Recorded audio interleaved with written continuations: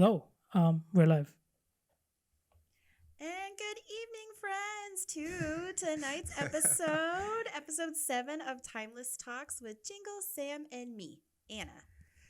Hello, everyone. Welcome to the seventh episode. And today we have a special guest on here with us. And mainly we'll be talking about Anna, what she does. And Anna, can you tell us a little bit about yourself and what you do? Yes, again, so my name's Anna, and I work at the Utah Asia campus. And my title is International Programs Coordinator. So, what that entails, it's two ways. So, I help support our incoming international students, but then I also help support our students that have to spend their required year at the Salt Lake City campus in Utah, United States. Oh, Yeah, so that's a okay. quick summary. There's more to it, but that's it for now. That's the quick one and done. Okay. So, what do you enjoy most about your current work? That's a great question, and when I looked over the questions for this, I thought long and hard. I'm actually at a point where I'm actually trying to dissect, like, in my own career and life, like what it is I like about this, and if I'm ready for something next. Okay. Okay. Um, so I would say I have narrowed down what I love most right now about my job. It's two things. One, I like that I can create inclusive spaces for people to gather. So, like this past spring's iftar dinner, I love that. Oh, Sam was actually there. Great. Oh, what did you think? I was there. It was a very nice event. I would say it was it was very enjoyable actually. The food though, the Yeah, food food was is good. yeah. It's I think food's always that connective tissue for coming together. But yeah, so I like that. I like helping facilitate gatherings, helping people not feel alone, helping them feel seen and heard. And the second I've narrowed down, I love mentoring and working with the international student diplomats, which Jingles you're a part of. Yes. Yeah, but it's such a privilege getting to see those students grow and getting to be a part of their lives, helping like them build confidence. Mhm. I like that. I can also narrow down things I don't like about my job, but I don't know if you want to go into that with a question. Yeah, we can touch on it later on. So how do you manage to balance your work responsibilities with your own personal life and interests? That is an ongoing, tale as old as time question. Oh, okay. And I think it's something I have been practicing since I started working in a professional environment. It's going on 10 plus years now. Um, I think the balance comes from one, listening to my body. And when it is tired, being like, it's tired and I need to step away. I need to take a break. I need to just go for a walk. I need to, recharge. So just paying attention to myself. And then the other balance piece to it is boundaries and setting up healthy boundaries, between myself and students, between myself and colleagues, between myself and leadership and administrators, and making sure that I'm always staying in check with those boundaries because boundaries aren't static; they change all the time. So Okay. that I Okay. think is the secret sauce, the And recipe. that's a very interesting take. I would say. You talked about how you're like the international program coordinator. So, what do you think about the the kind of events that take place here in the campus and around like these all because there are a lot of campuses here, right? Yeah. I mean, there's I think the festival going on at Inha. Oh, no, sorry, Incheon University. International There's University. an event going on there, Union Festival or something Yeah, like that. Union Yeah, there's Festival. been like a 3 day festival going on there. So looking at something like that, what do you think of the events that we have here at like IGC and the various campuses in IGC? Like in terms of like what I think about what they're trying to do, or just in general. Just in general, yeah. But I think one, it's beautiful just to see events are happening. I mean, oh my gosh, after COVID, one more Zoom event, and I think we all were just ready to like throw our computers against the wall. Um, no offense to Zoom, and high five to the people who invested their stock in Zoom. Mm, And I think Zoom saved us for a lot of things, but you can't replace that in person connection. But yeah, I think it's great. I think, you know, I'm also a devotee, though, of this one event facilitator. Her name's Priya Parker. She wrote this fabulous book called The Art of Gathering. And Spider Man. Spider-Man? Peter Parker? Priya Parker. Oh, Sorry. okay. Peter Parker. I mean, you never know. It could be the same person. She's Oh. Spider-Man and no. I heard Just Peter kidding. Parker. I was like immediately, Peter Mm, Parker. No, sorry. That would actually be really funny. But no, so she's from the US and she wrote this fabulous book about like how to gather intentionally. And I think that's what I always like appreciate with events, when there's a clear purpose for why people are gathering and making it unique and making it special. So I can't comment, I would say, on all the events. I don't know, go to all of them. But I think it's great. I think it's, we need it. It's important. Yeah. You definitely need it after a long midterm period. Yeah. I just had like He's way too going many through what- exams. he's going I through it studied right now. way too many exams this Oh. week. I'm so tired. I was like, Well, and I think the thing that students get cut off from with studying is it's isolating. Like Yeah, right? You actually. study usually by yourself, or like, I mean, I don't know. I don't know about y'all. I did not study in like pods with people next to me. I have to be like, I had to do it isolated. But you need to come up for air, and you need your people, do you you need your study? I friends. think for my major, it's more like group projects and project based for the most part. Only a few classes outside of it that requires you to do like isolation, but it's mostly like group projects for the most part. You can hear the introverts sighing when they hear about group projects. now for me, it's mostly like I work with a couple of friends of mine. Whenever I have exams, I'd get some friends of mine from the class, and then I'll probably sit down with them, get on a whiteboard, start writing down all the questions. So yeah. Well, that could be fun. I think it's a great way for group study. Yeah. Like we take turns writing the questions down, solving questions, and then like the other guys are gonna be the judge of it. So it's gonna be mostly like I'm writing down, my friends are being the judge. They're like, okay, how are you doing this question? Are you doing it wrong? Are you doing it right? Is there a better way to do it? And then the next question we switch. So it's like we know that because everybody has their own way of solving it, and if there's like a better way, or if you don't know how to solve it, then there's always like somebody there who's gonna help you. So then once you do that, I think in the exam and then you're solving the paper and you see a similar question and you're like, oh, I solved that yesterday on the board. So it can be done. That's beautiful. I like that. That's collaborative. I think that's a great way to approach to study. But all the same, it's still hard work and labor. So you do need to have a event after that to celebrate. Oh, okay. That actually just jumps on into the next question that I was gonna ask you. So you do have a reputation of working very, very hard, and then I'm so grateful for that too, because I didn't know if I had that reputation or not. so you do have a reputation of like being like working very, very hard, and then once you're off the clock, you have your own personal time and you like to party a little bit. So how do you like end up balancing both sides together? Grand question. Actually, it's made me think about and restructuring some things, because my hope is that, like, if I'm modeling this behavior, I hope students don't think like, oh, you just grind out and then once you leave, you have fun. I think the goal is to have fun even during work. Yes. You've got to find pockets of fun. Okay. And I think that's what I get from my coworkers and dearest friends, Molly and Lauren. Like, I think like we save each other and like offer space and levity, and we'll be students don't see this because we close doors, but like we'll have like a dance party in one of the offices, or just having a venting session, or we'll go for a walk, or we'll have lunch. So, and just being silly and like having that like break is key, because it is inhumane to go a full 8 to 9 hours and not have a little bit of sparkle and fun in your day. That's crazy. Like some people would be like, I sat the whole day studying and I didn't do anything else. I'm like, huh? I cannot do that. I'm like, oh, how is that even possible?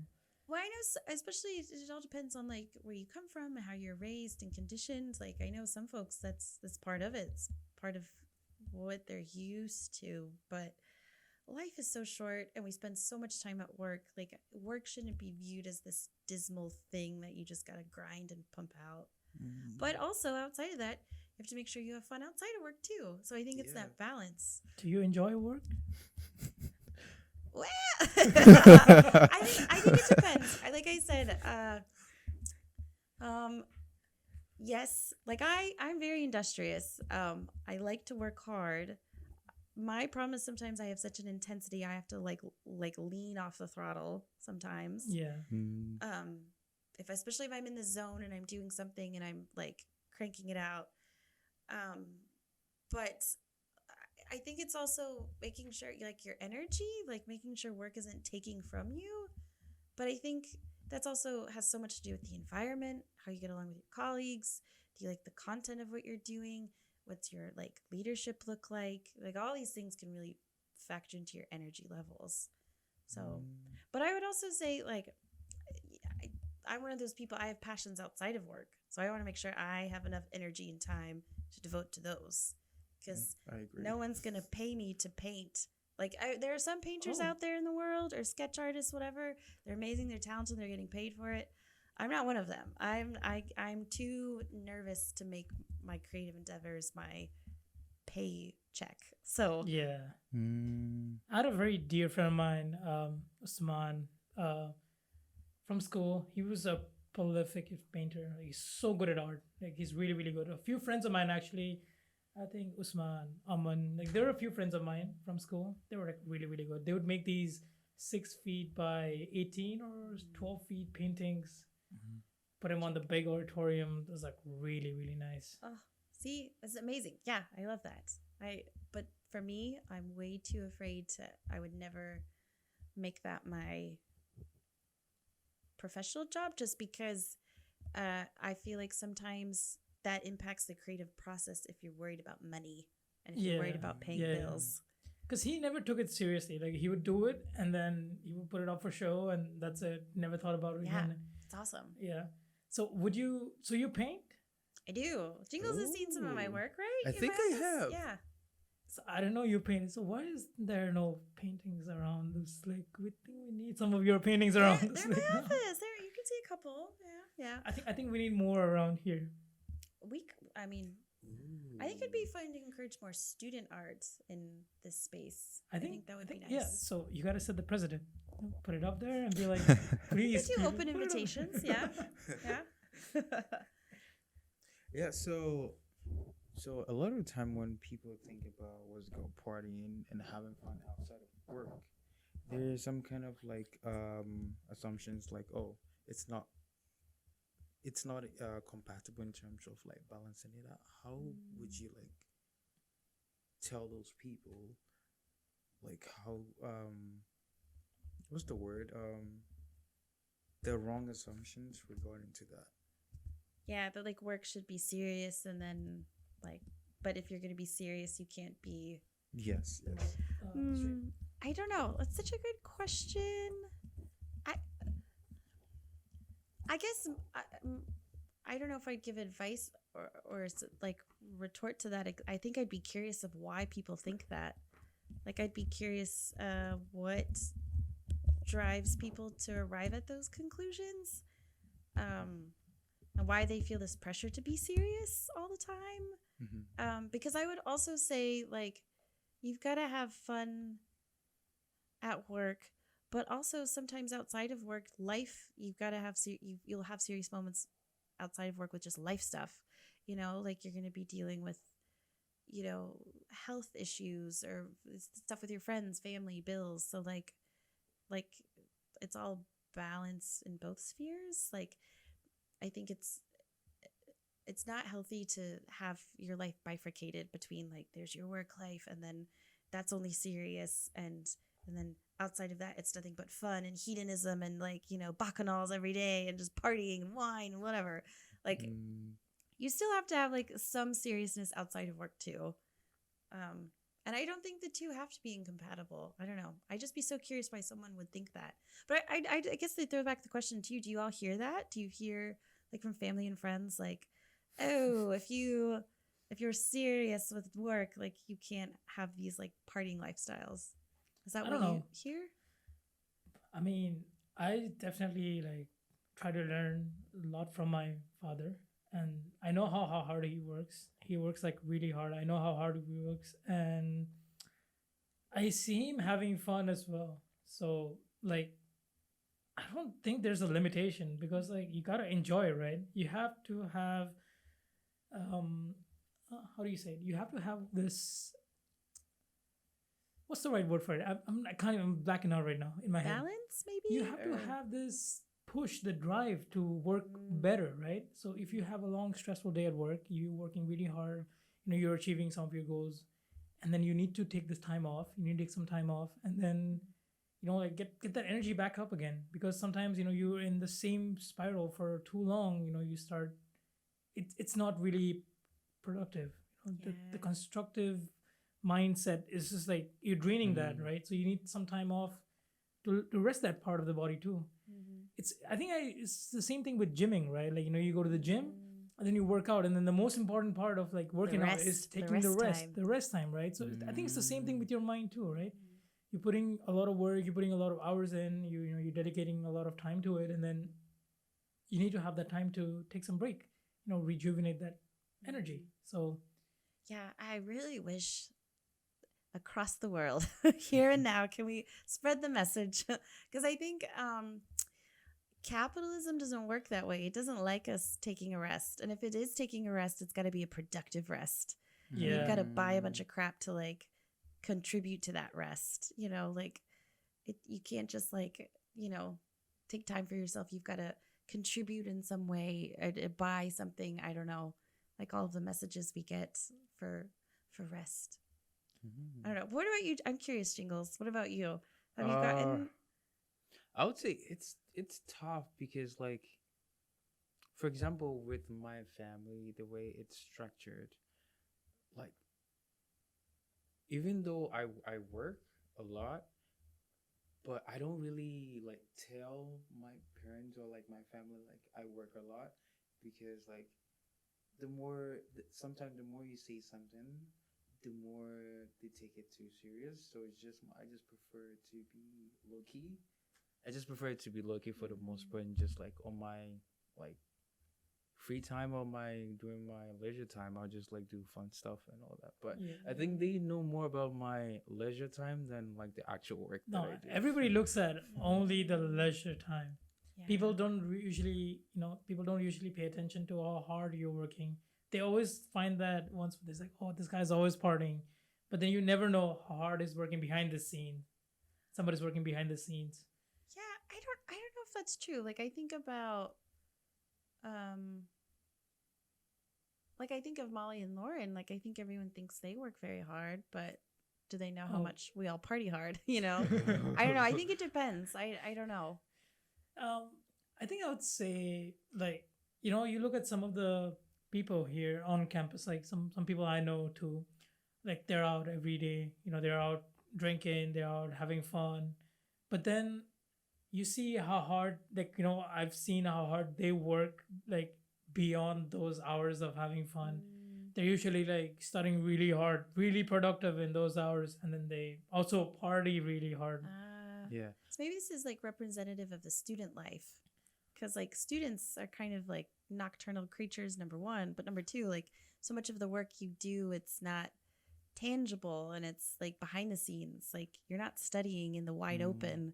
You're studying in like study rooms and behind closed doors. Yeah.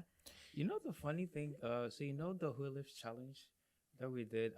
So after we finished, when they give us that little certificate of the so the Who Lives challenge that we did, like I think a couple of weeks back. After they give us the certificate, like when I go home, I randomly just place it in my room, and then I forgot to like put it like where I usually put all my stuff at. So my mom like kind of just walked. I think she walked in, or she crossed it. She was like, "Where did you get that?" And I was like, "Well, something we did at school." And then she was like, "Oh, okay." But I think she was a little bit surprised though. But this could also touch on the delicate balance and relationships with parents, right? Yeah. I mean, wait, before we dive into that, right? I thought of something you said. Like, students are nocturnal creatures, usually. Yes. Do you think that's a good habit? Well, it's so hard because I think for a long time I remember telling students like you need to get rest and go to sleep. And at this point, I think my advice for students is just take care of yourself, do the best you can. Because Mm. I don't know. I think there's like this pressure for students to like make sure you're doing all these things, eating right, eating healthy, exercising, like all this stuff.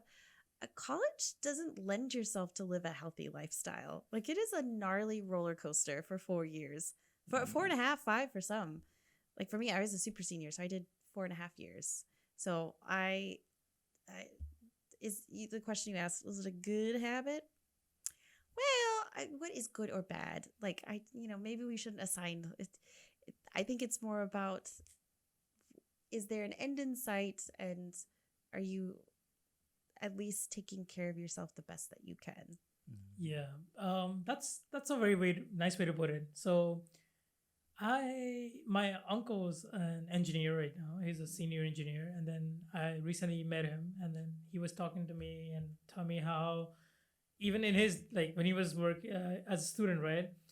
He would like stay up until 4 a.m. in the morning, Yes, finishing yeah, work, and then like sleep until then sleep till like 2 in the afternoon, and yeah. then like so for me, I generally don't sleep. I try not to sleep during the day. Like I feel very lethargic if I sleep during the day. Mhm. Like I just become very lazy from that point on. So I don't know. It might be for other people too, but that might be very subjective. Is it subjective or objective? I always get confused. Subjective, but yeah. Subjective. But I think it's okay. And like I've met a couple of students, thinking of a couple in particular, they've told me like, no, I go to bed at like 9, and I'm like, in college, wow. But they know themselves, they know their bodies, they like that's just who they are, and I'm like, great. I think as a college student, they're in the minority. I don't think many college students are like that, but I think it's okay. I also think it's a really special time. Like, when do you ever get an excuse to like stay up till 4 in the morning with your buds studying and hanging out? Like, is it sustainable? Should you do it I for the think rest it's of your life? I don't know if your body will be able to handle that, but I don't know. There's also that's what makes the magic of college, you know? And I also think that you need to exercise at least a little bit. Well, that's getting in tricky territory too, because No, like, I personally feel that it's actually a little better if you exercise a little bit. At least, like, play a little bit of sports, maybe, like, or maybe go to the gym, just walk on the treadmill, like, if that's all you want to do. But I think that's necessary because if you don't exercise, you don't fall asleep. That's one thing. And then if you're struggling to sleep, right? Say you finish your work, like as a student, you finished your work around say 1, right? And you want to get in bed by 2 because you have a class at like 8:30 or 9. So you want to at least clock in like 6 hours. But then you are on your bed, rolling around all night, cannot sleep. If you're in that situation, I think it's good if you like go out and exercise a little bit because that would actually tire out your body and you might actually get some sleep. Because there was a time I struggled a lot. I think it was during COVID because you're not doing anything, right? Like I just couldn't sleep. Like I'm just rolling around my bed, watching YouTube and TikTok, and I'm like, what's going on? I need to sleep. Like, yeah. Well, I think our bodies are meant to be physically engaged. I think that looks different for everyone. I wish there was more education on it, like when you're younger, and like in a way that's a little bit more accessible to like. I know I need to like flesh this out, think about it more, but like just teaching like kids about like anatomy in your body and nutrition, but in a way that's not like one more thing that we have to like project manage, like yeah, and yeah, stress over and feel shame over, because like I know so many students, like they come to me and they're like, I feel guilty because I've not done this and I've not exercised and I've not done these things, and I'm like, you're human, you're fine, do the best you can, keep going. It's okay. yeah. I mean that's true as well. Yeah, but I agree with what you said. I think it's amazing, like our bodies and what it can do, and like what exercise can help with, or just movement in general. I think movement, dance, just anything, something, yoga, Yeah, anything. So hacky sack, kicking a hacky sack around. before we got into that tangent, you're talking about what is the relationship with parents? Yeah, what a great question. Yeah. So what are your views on that? Like, what do you think is like the biggest misconception, like with students, and like we're like that teenager era, right? You want to be a little bit more free, but at the same time your parents also are, they love you no matter what, right? So they want to take care of you as well, but then you want a little bit more freedom, and then it can get like a tricky, you know. Yeah, I mean, I think caveat, blanket statement, I'm not a parent, so this is all coming from the pompous standpoint of someone who doesn't have kids. So there's something about when people don't have kids and they feel like they can just say whatever about parenting. I'm one of those. So forgiveness to the parents that are listening to this, and they're like, it's not that easy. But I would say, I don't know, I take a page from Michelle Obama and what she says, which she is a parent. So number one, she's got credibility in this. She says you're not raising a kid to be a kid, you're raising a kid to be a human. So I feel like it's hard. I've read so many things from female authors as mothers, like when their child starts to leave the nest and go to college, it's one of the most heartbreaking moments for a mother, because they're like, what is my identity now? I've been taking care of this kid for 18 years. Now they're just gone. They don't need me. What? It's like a heartbreak. So I can respect and empathize that. But I think it's also a great chance for parents to explore having a different kind of relationship with their kids. But also it's a great, like, the learning doesn't stop. You can still, there's still so much, like when you're between your 18 and 22, mid-20s, like there's still things you need to learn on how to adult. I would actually, especially questions I get from students, I actually wish more parents would teach their kids how to adult more. Yeah. Because I think that's something that Molly, Lauren, and I noticed. We tend to sometimes be the only consistent, reliable adults in a student's life that's teaching them basic things like how to pay for bills, how to budget and like manage your finances. So I wish more parents would take this time in a young person's life to recognize the opportunities, the growth doesn't stop. Yeah. Wasn't there that? Sorry. I was gonna say one last thing I would say is I also wish parents though would just like chill out about kids in college. I think of my sister. She lived at home when she went to college, and my mom she was a theater major, right? So she's like always on set, helping with design, things like that. She'd come home at like 3 a.m. because she was working, and my mom would be so angry. And I'm like, Matt, she's a college kid. That's what they do. You just don't see it. For me, I was going to school 3 hours away. It's like, you don't know that I'm doing that because you don't see me. I don't live at the house. So I think parents can lean in and chill out. Yeah. Also, an interesting thing you pointed out was the teaching how the basic stuff, right? Wasn't there like the funny thing from like a movie or something where the guy was like, we learned so much in school, but we never learned how to file taxes. Yeah. Right? We never learned how to file taxes. You never learned how to do like any of the general stuff. Yeah. But then we learned all the things in the world we'd never need. How to dissect a pig, still waiting on when I'm going to need that one. I learned that in high school, and I'm like, well, that's helped me none, except to maybe be like a serial killer, but otherwise, like 0% using that. Were you a STEM major? No, but I took honors biology courses in class in high school. So dissecting. Yeah. Oh, I'm curious. What do you think, Jingles? That's tough. I think I don't have any opinion on this one, to be specific. No? I reserve my Are you opinions worried on your this mom's going to listen to this and she's... I'm going to reserve my opinion on this specific subject. All right, respect. Yeah, okay. I see. Yeah, but just to carry on now, so what are some memorable experiences that you've had in terms of like balancing out your work and life in your personal life, which has been like successful? Well, I think just recently I was invited to go to an MMA match in Manila, and so I took time off to, like, I literally in the middle of April, I was like, no, I'm going to Manila, and it worked out because so I was out of the office from Tuesday to Friday, but I worked remotely on Thursday. So that's the beauty, I would say, a good like byproduct of COVID is we've learned, behold, the power of remote work. Like Yeah. half of my job is literally emails. That's it. That's it. It's a pain in the ass. Can I say ass on this podcast? Because I just did it. But emails, pain. I hate it. But like that's a big bulk of my job. So it makes no sense to not like maximize doing it remotely. So I was able to do that. We had one of our pre-departure orientations on Zoom anyway. So I just did it from Manila. It was great. Yeah. So she was watching the MMA game. Actually, Anna's really good at like writing emails. Oh, really? Yeah. and what? Jingles, high praise.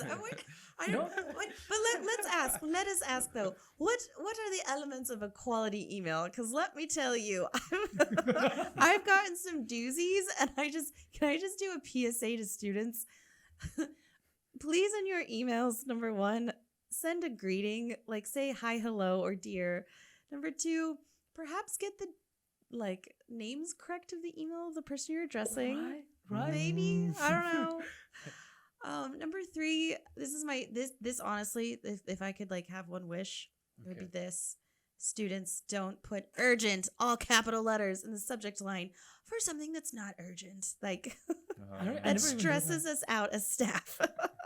When you get 20 emails in your inbox and all of them say urgent, and it's like, oh, sweetie, you just needed a form. Oh, okay. You could wait. Like, Oh my.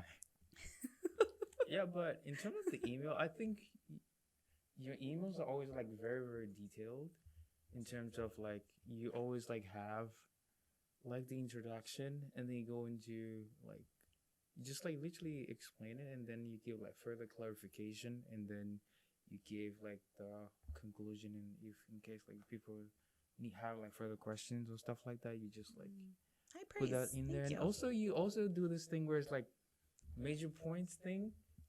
Oh, It's I actually bullet, very, very bullet helpful. list. Yeah. This, my dear friends, is visual communication because let's be real, nobody reads word for word, cover to cover, an email. They skim, so you've got to make it visually appealing, and you've got to put the most important information at the top because statistically that's what people are going to read first. Then you've got to bold and highlight what you need, and you also have to like direct people, and you got to give them a deadline because if you just say, hey, fill out this form, people are going to read that and be like, I've got all of the time in the world then to fill out this form. It's like, no, I need it like yesterday. Give it to me. No. But no, high praise. Thank you, Jiggles. You write great emails too. So, yeah. Oh. Thank Compliment returned. He doesn't write his emails. Do you use ChatGPT? Oh my gosh. Okay. I'm kidding, I'm kidding. No. The controversy. Actually, before I used to write my own emails, and then I tend to like I think since I've been working under you for like the past 2 years, I think I've just naturally just kind of just pick and choose like which one that works for me. So I just tend to like have like a mix of mine and then a mix of yours. I mean, That's okay. Yeah. it's technology meant to be used, right? If you yeah. can't beat it, you join forces. I think there's great aspects of ChatGPT. I also, for a lot of the emails, I have to just like resend again every cycle. So I just a lot of times just copy and paste because I'm asking the same thing every cycle. But yeah, ChatGPT. I don't even know. It's really helpful though. It's really helpful when you need to know something about a certain topic, like anything about a certain topic, and you can just ask it to quickly like just do stuff for you. So it's like an assistant by your side, personal assistant, like at all times. So I think it's pretty good, right? Yeah, I think did I tell you this? I think at the beginning of the semester, one of the classes that I was taking, so we had like an assignment where it was like the discussion board, and then the professor like asked us to like make some comments on there, and then literally we were supposed to list like five. I forgot what the question was about. Was it the movie class? No, it's not. Okay. It's another one. It's like another one. It was like you had to name 5 points about something, and then literally everybody, when you go through the discussion, you could tell it was from ChatGPT. because it was the same thing, but it was like Oh in a my different God. order. Oh and then my the gosh. explanation was over there. I saw it. I was as soon as I saw, it, I was like ChatGPT. Then I kept on scrolling. It was the same thing all over. Was this an online class or just No, part of an online This was component? an in-person class, but it was like a discussion board type of thing. Okay, but can we all just have a moratorium for discussion boards because I hate them? I'll never forget in grad school my last discussion board that I did. I remember I I took a picture of it and I put it on Instagram of like my last discussion board ever. Like I hate it. It's literally someone saying, "Oh, Billy, I love how you took 2 plus 2 and made it equal 4. It's so great." It's not substantive. It's a waste of everyone's time. People do not comment on anything in depth. It's ridiculous. I hate it. I hate it. Yeah, discussion boards I feel is like a waste of time because Yes. you literally write something like anything, and then the next thing you got because nobody wants to do that seriously, and then there's always that one person who's like, "Oh, Kelsey, I love what you wrote," you know. It's like they're overly agreeable. Now, let me tell you, this is probably no surprise to Jingles. Yours truly, was a raconteur, I guess you could call it. I would always have dissenting opinions in my grad classes because I was like, this is ridiculous. If we're going to waste our time, like, let's have some fresh original thoughts. So in our discussion boards, and not to disagree, but like, I wouldn't placate and be like all fluffy, bubbly, like, "Oh, I so agree, Bob, on how you made 2 plus 2 equal 4. Bob. Like, I'd be like, "Sorry, Bob, but your 2 plus 2 didn't equal 4. You did something else, and I disagree." So, yeah, I like to stir the conversation because I think, what's that? Thesis, antithesis equals synthesis. Like, we like challenge each other, like we Ooh. grow. Whoa. Yeah, I attribute that to my old boss, and that came, I think, from a German philosopher who said that. I can't remember. We can chat GPT it later, but Should I check it right now? but yeah, no, I just think like we grow by challenging each other's opinions and ideas. Like, I think that's helpful. And a discussion board, a wise, properly facilitated discussion board can do that. But most professors are not engineering them, so it's all about like completion. Did you comment on Bob equaling 2 and 2 and 4? No, actually, the thing with that specific, the ChatGPT thing that I was talking about, the whole discussion board, what I could tell is like when also sometimes like when people like there's usually like a due date deadline. However, like the first person who put it there, whenever someone comes in there, if they don't want to put in one word, they just read it and just like paraphrase it and just put it there. Oh yeah, they're waiting. They're waiting for the sacred person, like the sacrificial, who's gonna go first. I love one of my favorite things though. I remember in grad schools, there's a couple of folks, they just like didn't care, and like they would just put like long monologues of their opinions like as their posts, completely contrary to anything else going on with the discussion question at hand. It was the height of hubris and ego. You get that a lot in grad school. Beware. But yeah, so let's talk about like students who come to you talking about issues like some going on in their life. What's like the most general thing that you tend to hear in college? That's a great question. I would say honestly, it's so scattershot. Like I feel like Molly, Lauren, and I have laid witness to the grim trauma of anything imaginable a person has gone through. Like I almost feel like Slick is like a temple or a church, and all are welcome. All broken, here. all broken folks come to us, the 3 patron saints of compassion. Let me just say, Molly and Lauren have greater sainthood than me because they have way more patience and compassion. But I don't know. I think a lot of times students just need a soundboard. Like just need someone to like help validate their feelings. And then I think a lot of times, I think they just want someone to acknowledge that they care. Like I said, for a lot of students, we're the only consistent adult. And Molly, Lauren, and I talked about this multiple times. Sometimes we're the only people that have like told a student we're proud of them. Like students will come and say, no one's ever told me that before. And so they come to us. So I'm going off of this, right? Do you think that this problem that we have is because of the way school universities are structured, or is it because of like you said, like parents not teaching, maybe, like, I mean, not taking into account the feelings of like their kids, or and only focusing on like the the scholarly achievements, and then like their achievements, and not really looking into like how they're feeling. Mm. So like I think it's a combination of both, I would say. Yeah. I mean, before I answer, I'm curious what Jingles thinks. Ooh. Yeah. What do you think? Can you repeat the question again? It's like, like how Molly said, Anna said, I'm sorry. I get No, so it's okay. confused. It's okay. I literally get so sorry.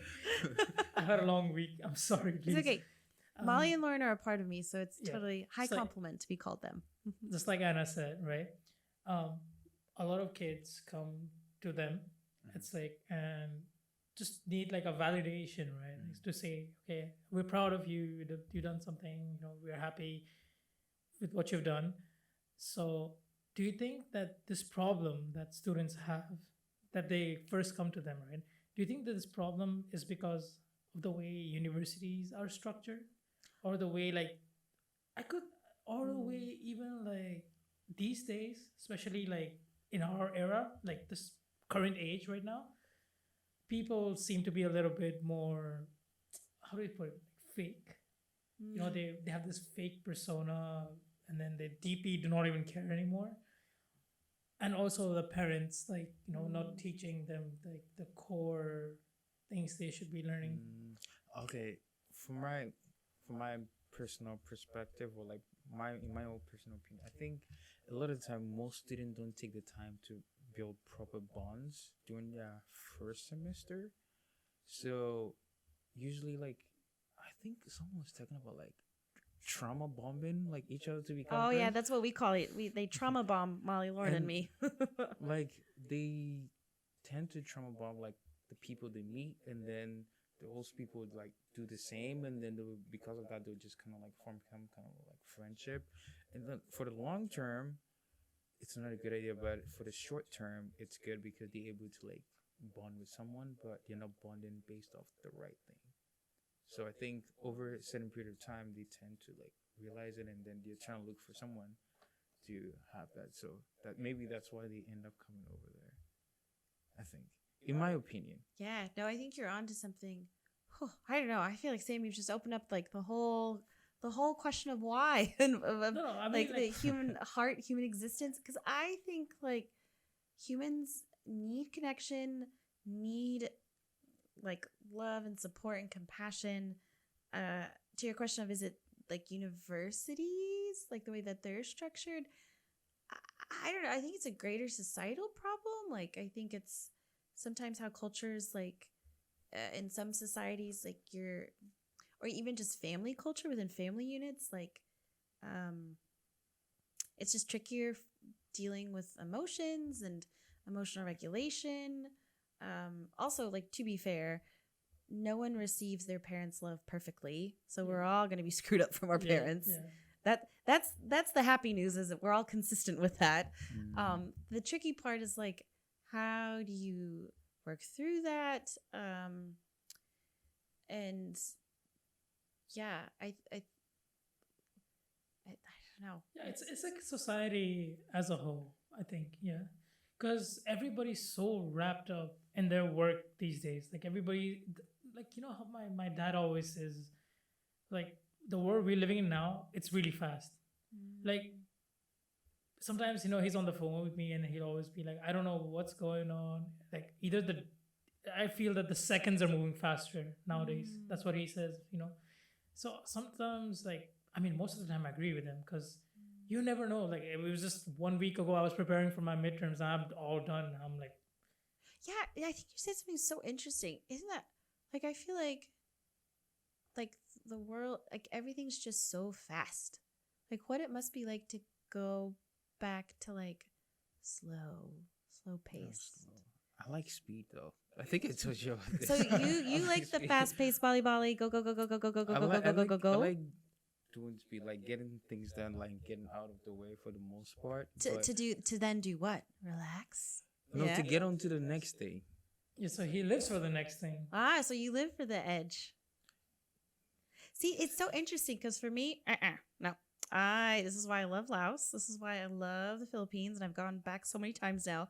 I think the national motto for the Philippines is relax. Oh. Even, I swear to God, I swear at the MMA match, one of the opponents, he's like caged up against the wall, is not looking good. What are people yelling at in the audience, like trying to cheer him on? They go, relax, relax. I'm like, what? You're telling him to relax? Like, Yeah. like he needs to polarize this guy or he's gonna get creamed. But like they were yelling relax at an MMA match. Like I couldn't believe it. So Yo, I'm still surprised that Anna likes MMA matches. I'm not an aficionado, but I appreciate it. I think fake wrestling, nope, hate it, can't stand it. But give me good martial arts, yeah, it's great. Wait, was it a UFC event? No, oh heavens no, it was URCC, the Oh, okay. Filipino Okay, league. okay. Yeah, but so interesting, Jingles, that you are fast paced. Yeah, it depends. Driven. It depends on what it is. It depends on what it. If it's something that I'm really, really into, or something I'm really, really passionate about, I tend to want to do it like Oh, fast okay, paced gotcha. because, like for example, when it comes to like events, right? I always, for example, even though I may end up like creating something, I want once I'm like done creating, I'm moving on to the next thing that I'm thinking of, the next idea that I'm thinking of. Gotcha. So I usually don't want to waste too much time on like, what's it called? Having to just spend too much time on just one idea. Okay. So for you, it's kind of like a creative impulse to keep pushing to the next. Yeah, it just kind of just keeps me going. Because if I just keep too much time on just one specific thing, it just kind of just like my energy or like my attention span just draws back. Oh, interesting. Okay. What about you though, Sam? How do you fare in that? For me, it's more like I tend to spend most of my time on any project in the beginning, because I feel like the more work you put in the beginning, the less stressful it's at the end. Okay. So those who fail to plan to fail. So like plan in the beginning, plan ahead, put the effort in. Yeah. Yeah. Oh, actually, I have a question. This is like literally just off topic. Yay! I wanted to ask this for a long time, but I Oh, here we go. never got a chance Audiences, to ask it. audience members, if you can see Jingle's face, he's got that classic lit up spark grin. I'm so excited for this. So I remember when I first applied for like the Slake assistant, I never got that job. I think you placed me on alternate. Why did you put me on alternate, and like why did you end up hiring me for that position? Oh, Or like honey, any other that position was that like I've 2 years ago. I'd have to go back and look at my notes. If that was the case, it probably would be competitive position. An applicant might have just interviewed better, but you still showed promise. So if you were offered alternate, it was like, okay, we don't want to let you go. And then next round, you might have just done better in the ranking. So okay. yeah. Going off of this, what advice would you give to somebody who's trying to apply for positions within in life and in general, because that's going to be different than when I give advice for the here? Let's start student employment. with here. Yeah, with Slake or here. I think. Oh, okay. Number one, just follow instructions. Follow instructions. Like basic competence shows promise. I can't tell you how many applicants will apply, especially for diplomats. It's so competitive and they won't follow the basic instructions. Like one of my prompts is giving me a response to a question, so many word counts. They'll give me 2 pages. And I'm like, you didn't follow the word count. That was the instructions. So it's kind of a quick way for me to screen applicants because I don't have time. Like I've got to make quick, fast, mean decisions. Not mean, but got to do it quickly. Competitive pool. So that second, I think being thoughtful and responses during the interview. We've had students that are like, I want to be in hall council because I want free housing. And it's like, cool. Yeah, you and me and everyone else. So like, but like, that's not a reason to hire. You've got to talk about your qualities, your capabilities. Diplomat's position, I'll always be upfront about this. If someone tells me they want to be a diplomat just because they want to make friends, that's self-serving. And I'm like, no, this is not to match make with you and an international student and to token international students. I want to hear the altruism, the service component, the compassion component, the wanting to help support students in this vulnerable time. Like, I want to hear that, not I just really want to make friends and I want to connect because I'm going to Salt Lake next year. I'm like, okay, well, go make friends on your own then. So that, yeah, I think those things. And I think also just, being on time for the interview, basic stuff, put your best foot forward, make an impression. I know for students it's hard because some of them might be financially constrained, but like rocking up in a hoodie with the hood up, why would you do that on an interview? I think looking presentable, like Jingles today had his interview, looked wonderful, like professional. Thank you. So, yeah, like you don't have to wear a suit to a job interview, but try to look a little presentable. Don't wear your pajamas. Yeah. First impression is the last impression. Well, I mean, you'd hope that your hiring manager is like understanding and more nuanced, but that's not always the case. So, yeah. So what about like in general? Okay, I actually have wonderful advice for this one. Yeah. Because I think we all need a little advice.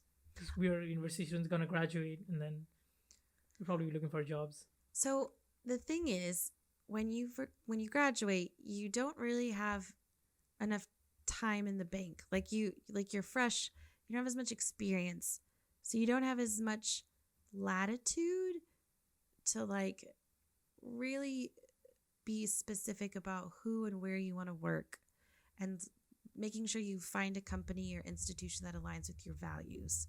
So recognizing that can be difficult, but I feel like once you're able to do that, I say do not compromise and sacrifice your values and who you are working for an institution. I know that statement comes from great privilege. Like, not everyone can do that. Like, you just got to take a job that pays.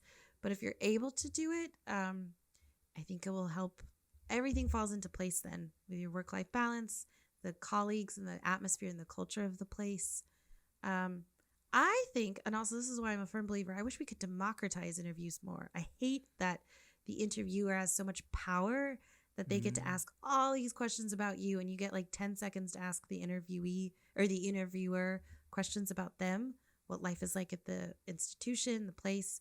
I also think like I want to know about my boss and the supervision style. I want to know like what they're reading, who they look up to, what their leadership style is, what they're doing. I want to know about their diversity, equity, and inclusive practices. What internal work are they doing daily, weekly, yearly to dismantle these awful structures? Like, I want them to be intentional. Like, I want them to be better than me.